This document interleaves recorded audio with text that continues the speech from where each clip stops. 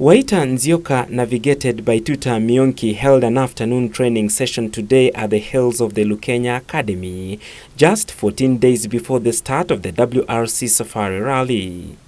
This was their final training session as they eagerly await to compete in the world event to be held from the 24th to 27th of this month. We did set some pretty quick times in the ARC, and we hope now that we are sort of in a better mental space in terms of the limits of the car. I think we hope we'll set some very competitive times, and as I said, if we get to the wolf stage, we will give it our everything. The route also used at the Equator Rally is one that is promising to the driver who has been involved in rallying for nearly 25 years. I just have to take my hat off to the team that has designed the route, because they've managed to get a good mix of technically very difficult stages. But all I can say is that the route is fantastic. They've done a great job of compacting the event into a very condensed area within Nakuru and Naivasha. In his Evolution R4, racing for Team Kenya Mbele, Nzioka is optimistic that he will finish the event, especially if the dry weather mark the 4 days of the Safari Rally. We want it to be hot, and we expect that the weather will be punishing. So for us, we can endure. So we are training to be in that endurance. We are training to be in the heat. We are training to go long hours, pushing ourselves. And we've been training our tire changes in off the car, and working just basically on fitness. It's very interesting because the terrain is quite different, but we have what we call the navigator sections. A lot of the very tight and twisty. Your notes really have to be on point, but it all starts with recce. If you do a good recce, get your notes correctly, then reading back the notes, you've already done, if you ask me, 90% of the work during recce.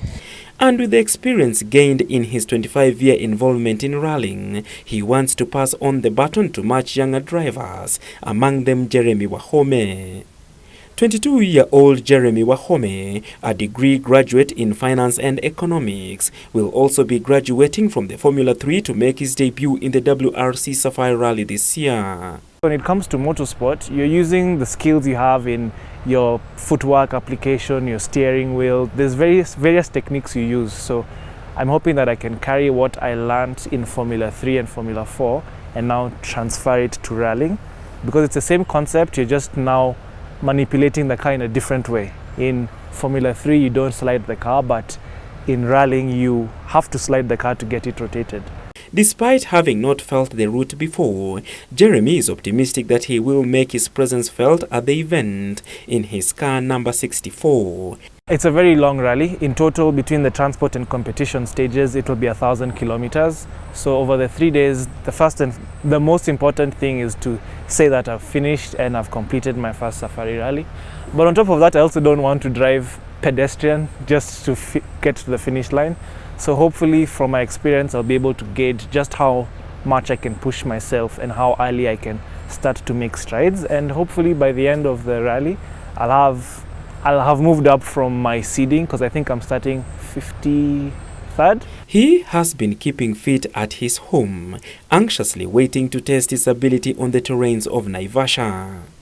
The WRC Safari Rally will be televised live on KBC Channel One. The president is extremely encouraging. I think for him, the bigger vision was to get the event back.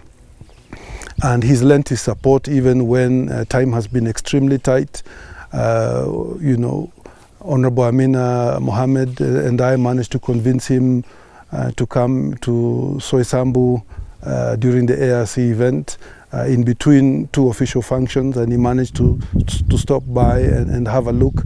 And I think that gave all the volunteers, because this is a sport that relies so heavily on volunteers, all those marshals and young boys and girls out in the field providing for our safety and event certainty. I think we're all very motivated to see the president there, and you can be sure you'll see him in the WRC. Barclay Feather, Channel One Sports.